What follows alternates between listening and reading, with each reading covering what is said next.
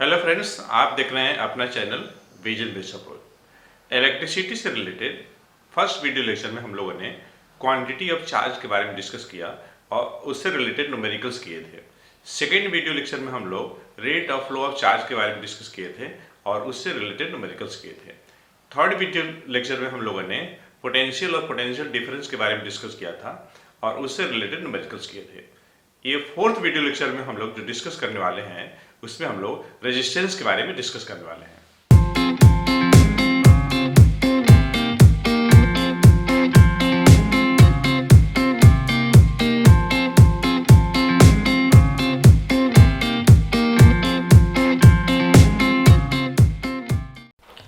तो अगर हम सिंपल लैंग्वेज में बात करें तो रेजिस्टेंस क्या है? ये ऑब्स्ट्रक्शन है, obstruction to the flow of charge. मतलब इलेक्ट्रिक करंट के फ्लो के पाथ में जो भी रुकावट आती है, बाधा आती है, that is called the resistance. और ये ऑफर कौन करता है? तो कंडक्टर करता है। तो अगर हमें रेजिस्टेंस को डिफाइन करना होगा तो कैसे करेंगे? देखिए, रेजिस्टेंस सेंस यहाँ पे इलेक्ट्रिकल रेजिस्टेंस से है। तो the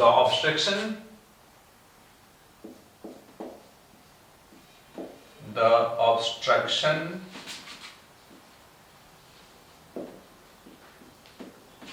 offered by the conductor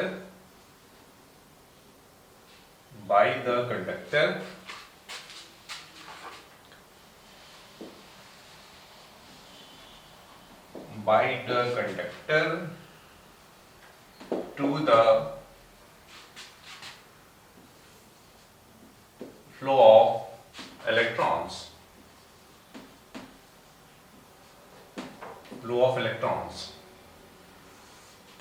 और इसके जगह पे हम फ्लो ऑफ इलेक्ट्रॉन्स की जगह पे ये भी कर सकते हैं कि to the path of current. Current से मतलब इलेक्ट्रिकल करंट से मतलब है, is called electrical resistance, is called electrical resistance।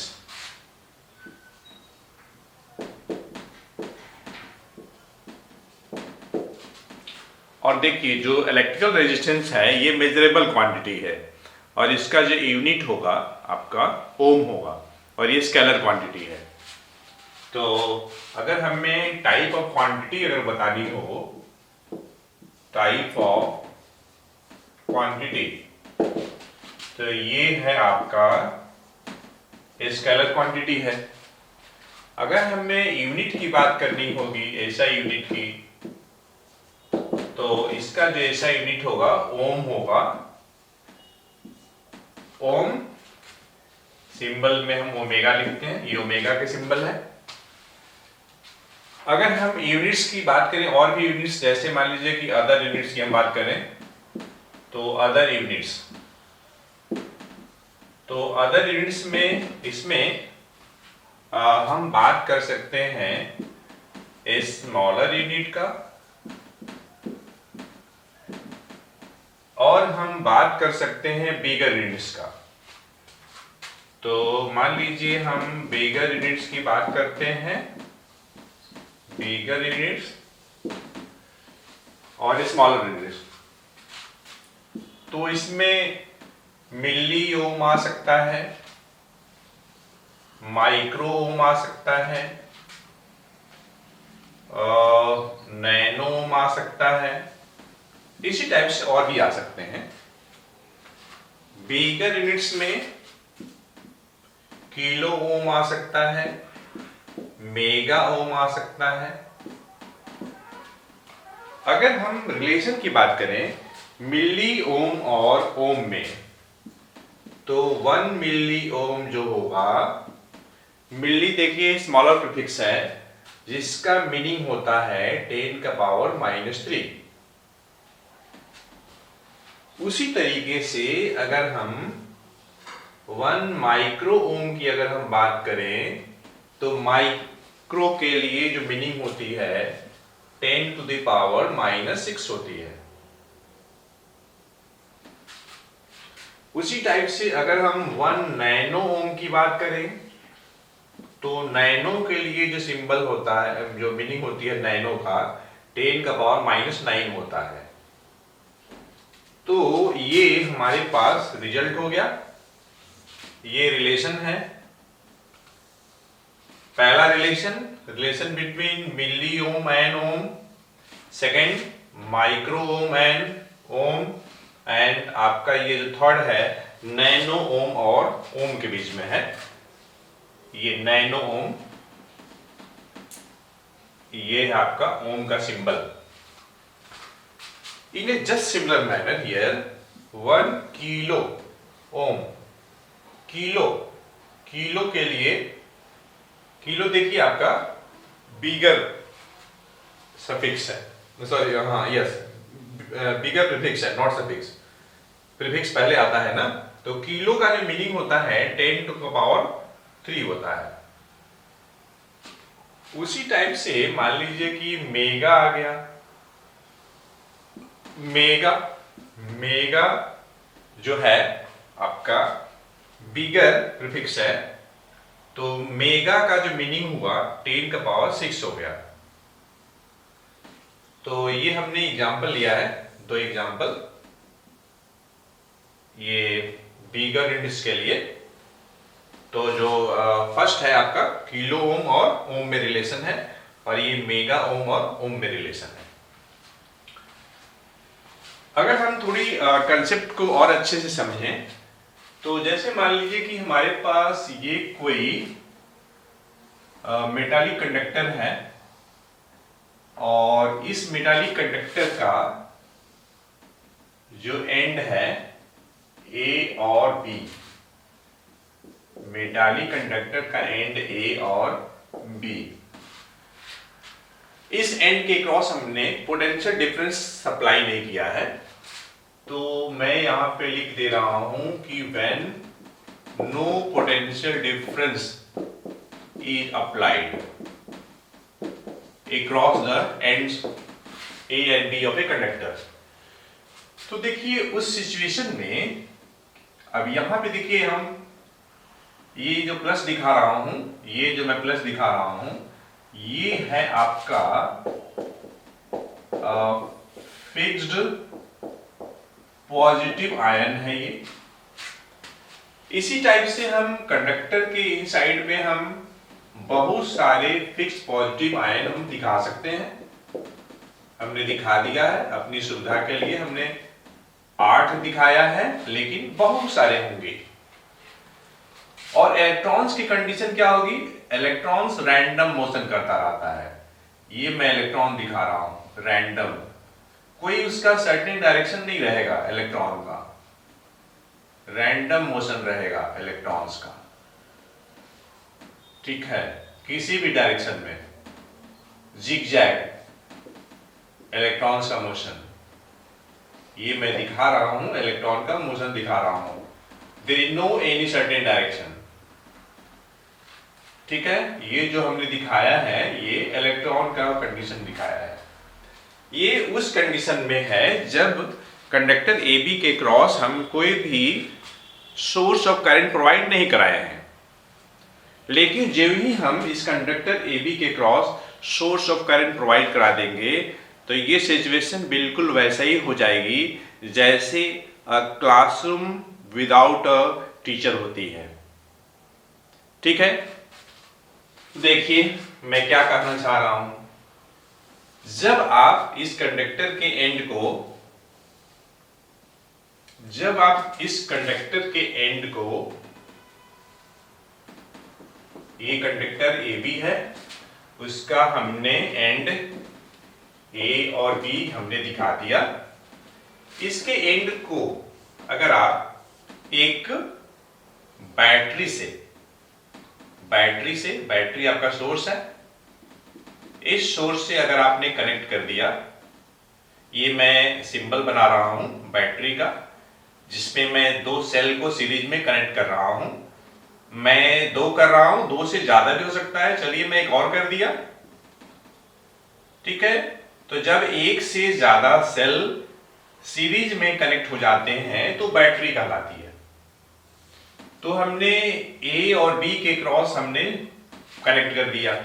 तो यहां हमने क्या किया, हमने when potential difference is applied across the cell, potential difference is applied across the cell,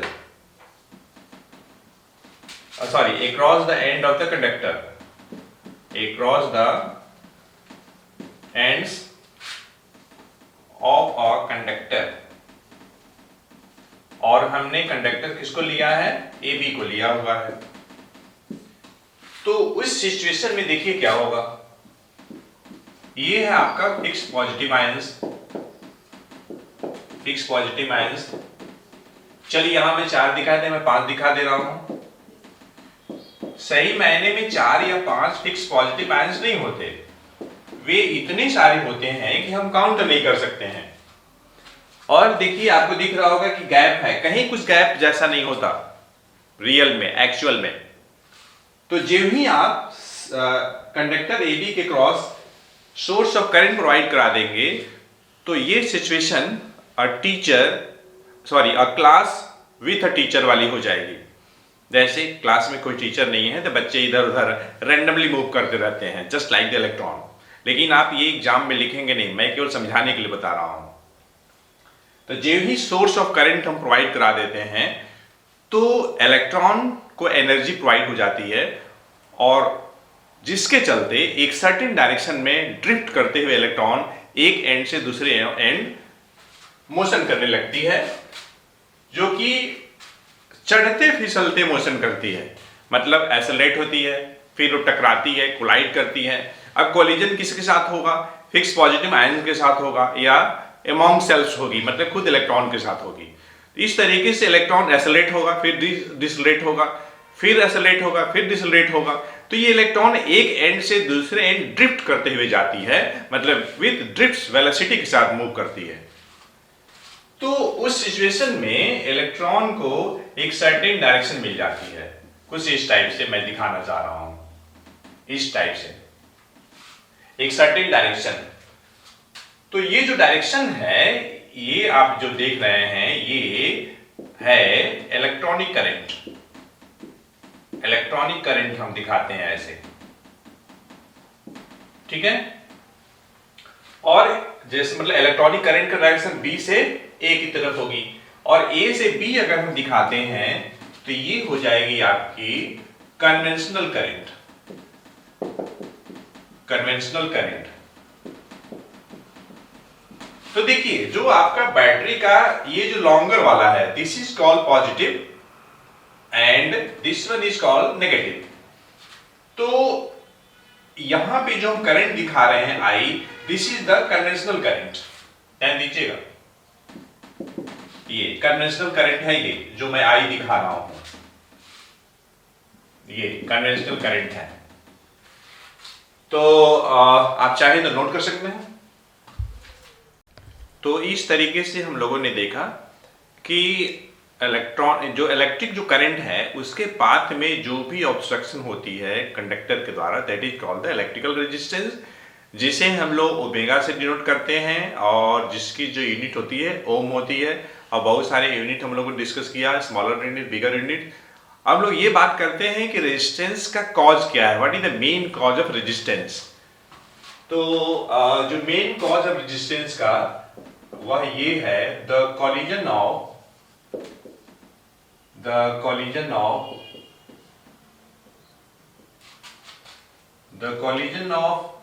electrons, the collisions of electrons with the fixed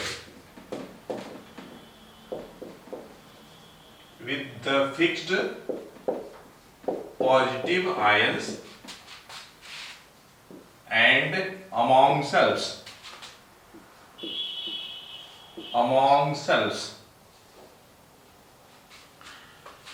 is the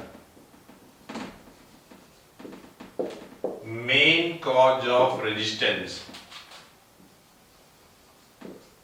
Main cause of resistance.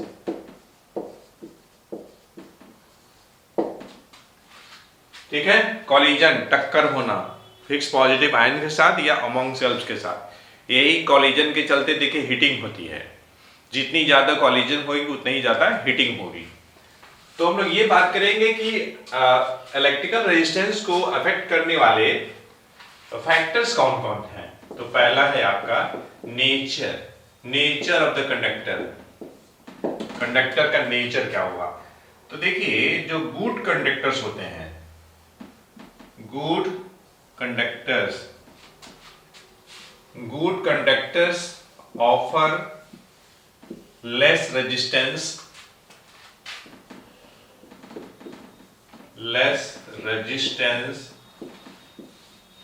while bad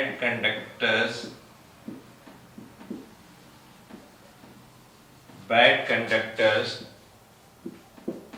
offer more resistance। जो good conductors होंगी उनके द्वारा less resistance provide होगा और जो bad conductors होंगी उनके द्वारा ज्यादा रेजिस्टेंस ऑफर होगा। तो मतलब ये है कि जो भी मेटालिक कंडक्टर वगैरह है वो रेजिस्टेंस कम ऑफर करेगी और इंसुलेटर्स होंगे वो ज्यादा रेजिस्टेंस ऑफर करेगा। अब मान लीजिए कि सेकेंड हम लेते हैं length of the conductor. Conductor की लेंथ से क्या मतलब है। तो देखिए अगर R हमारे पास रेजिस्टेंस अगर है तो R will be directly proportional to length of the conductor. मतलब more longer the wire, more will be the resistance, less will be the length, then less will be the resistance। जितना लंबा wire होगा उसमें collision ज्यादा होगी तो उसी के अकॉर्डिंग रेजिस्टेंस भी ज्यादा होगी। जितना शॉर्टर वायर होगा तो कॉलिजन कम होगी तो रेजिस्टेंस भी कम होगी। अब मैं थर्ड जो ले रहा हूं area of cross section of the conductor। Area of cross section of the conductor. देखिए एरिया क्रॉस सेक्शन से मतलब क्या है। मतलब देखिए थिकनेस से मतलब है। थिकनेस से मतलब है। तो अगर R हमारे पास इलेक्ट्रिकल रेजिस्टेंस है तो रेजिस्टेंस जो होती है इनवर्सली प्रोपोर्शनल होती है एरिया ऑफ क्रॉस सेक्शन का। इसका मीनिंग क्या हुआ। इसका मीनिंग ये हुआ कि thicker wire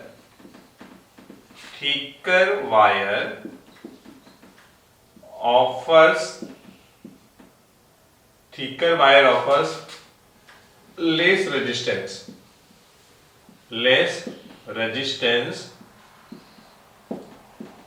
while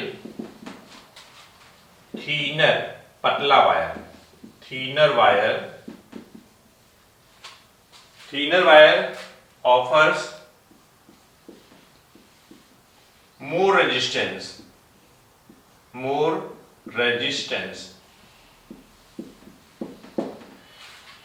thicker wire में एरिया ज्यादा मिलेगी इलेक्ट्रॉन की फ्लो करने के लिए तो रेजिस्टेंस कम होगा और थिनर वायर में एरिया कम रहेगी इलेक्ट्रॉन के फ्लो करने के लिए। अब ये देखिए जो मेन जो आपका 3 हो गया और ये जो आपका फोर्थ भी है और फोर्थ आपका है टेम्परेचर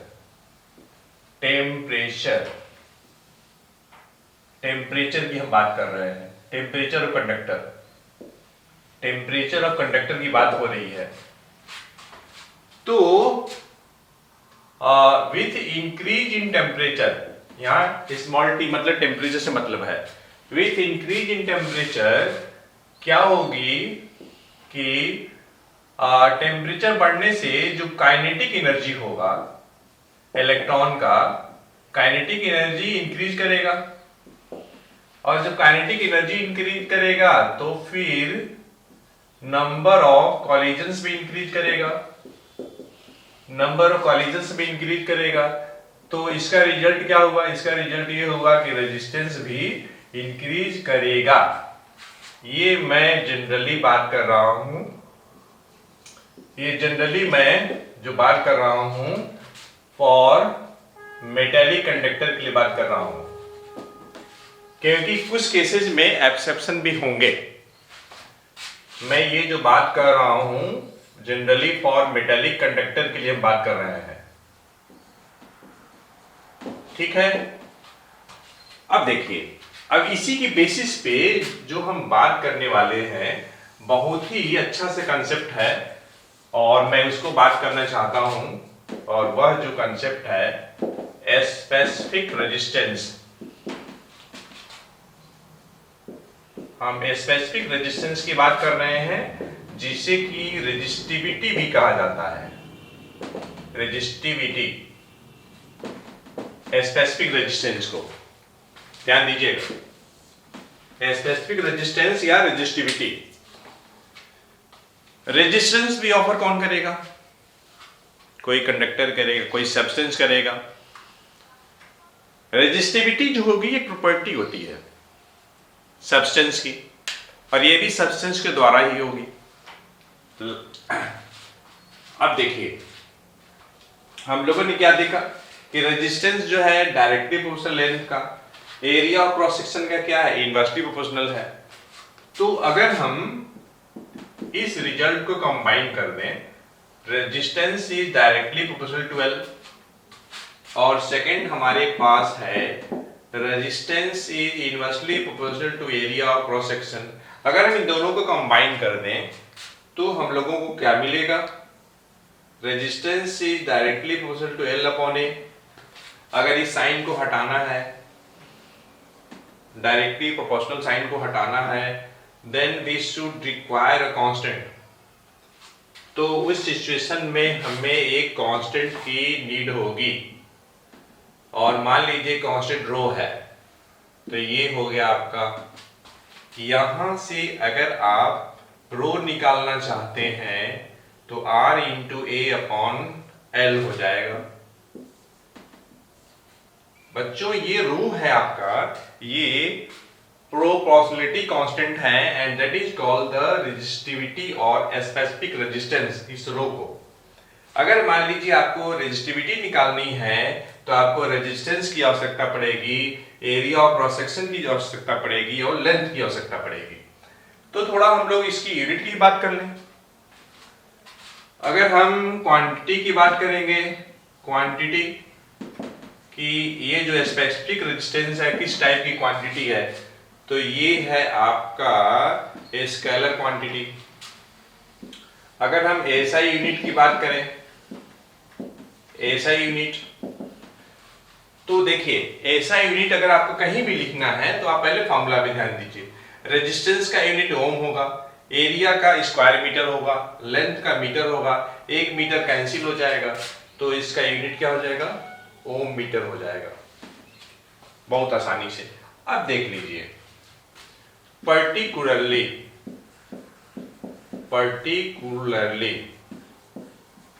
ध्यान दीजिएगा हम क्या बताना चाह रहे हैं। अगर मान लीजिए हम लेंथ को 1 मीटर ले लें, एरिया को 1 स्क्वायर मीटर ले लें और इसी रिजल्ट में रख लें, तो हमें क्या मिल जाएगा? हमें मिल जाएगा rho equal to capital R मिल जाएगा। लेकिन ध्यान दीजिएगा, रो क्या है? रेजिस्टिविटी है। रो रेजिस्टिविटी है।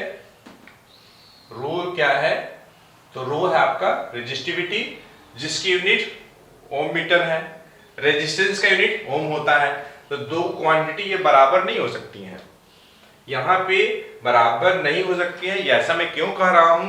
क्योंकि एक का यूनिट ओम मीटर है, दूसरे का यूनिट ओम है, लेकिन हमें इक्वल दिखाना है। तो यहां पे मैं एक वर्ड जोड़ने जा रहा हूं, वह वर्ड है न्यूमेरिकली। ये न्यूमेरिकली हम बात कर रहे हैं। अब देखिए इससे क्या फायदा होने वाला है। फायदा ये होने वाला है कि इससे हम रेजिस्टिविटी को डिफाइन करेंगे। कैसे करेंगे? तो the resistivity of a substance of a substance is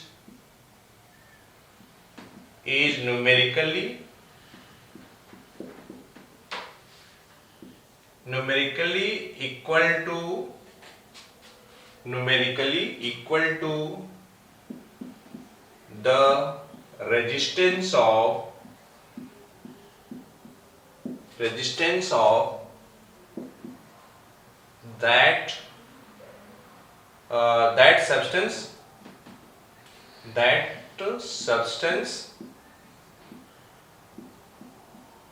that substance of unit length and unit area of cross section. Unit area of cross section.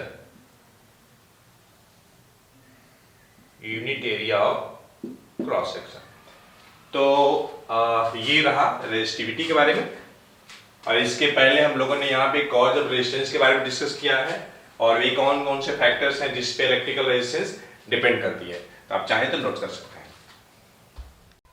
तो इस तरीके से मान लीजिए हमें अगर रेजिस्टिविटी को दिखाना हो पिक्चर के थ्रू, तो देखिए कैसे दिखाएंगे। मान लीजिए कि हमारे पास ये कोई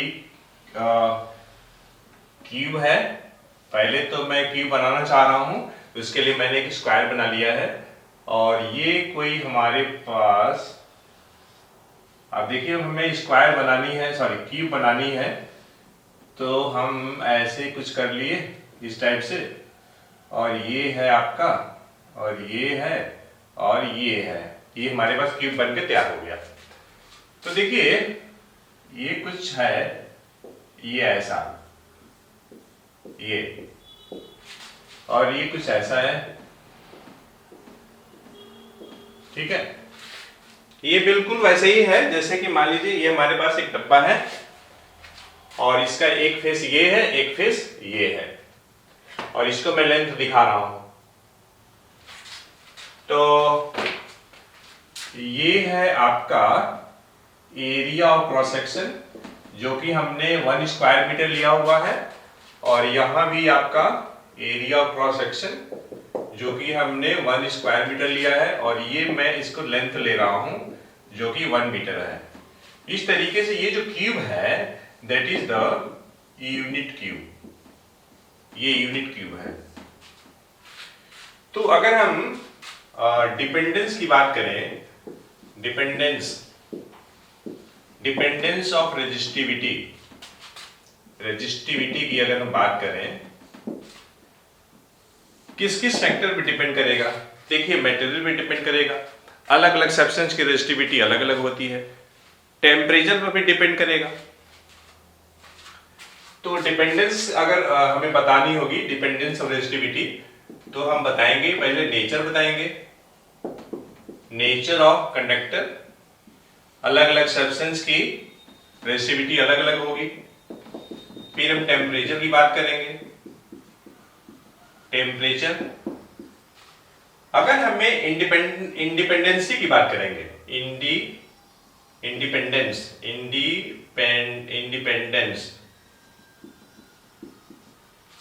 इंडिपेंडेंस ऑफ रेजिस्टिविटी, मतलब किस किस फैक्टर पे रेजिस्टिविटी डिपेंड नहीं करेगा, हम उसकी अगर बात करें रेजिस्टिविटी। तो देखिए पहला जो है shape and size of conductor पे डिपेंड नहीं करेगा। Shape and size of conductor उस पे डिपेंड नहीं करेगा। Shape and size of conductor उस पे डिपेंड नहीं करेगा। कौन? रेजिस्टिविटी। और दूसरा जो है मैग्नीट्यूड ऑफ करंट पे डिपेंड नहीं करेगा। मैग्नीट्यूड ऑफ करंट पे भी डिपेंड नहीं करेगा। Magnitude of current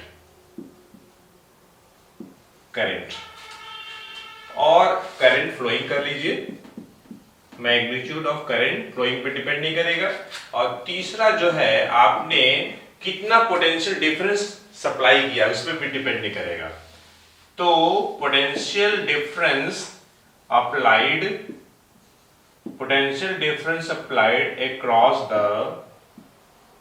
across the ends of a conductor,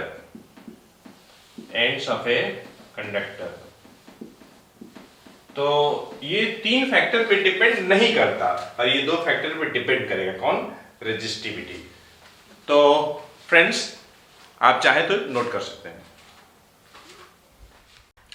तो बच्चों, इस वीडियो लेक्चर में हम लोगों ने इलेक्ट्रिकल रेजिस्टेंस के बारे में डिस्कस किया और वे कौन कौन से फैक्टर्स हैं जिस पे इलेक्ट्रिकल रेजिस्टेंस डिपेंड करती है।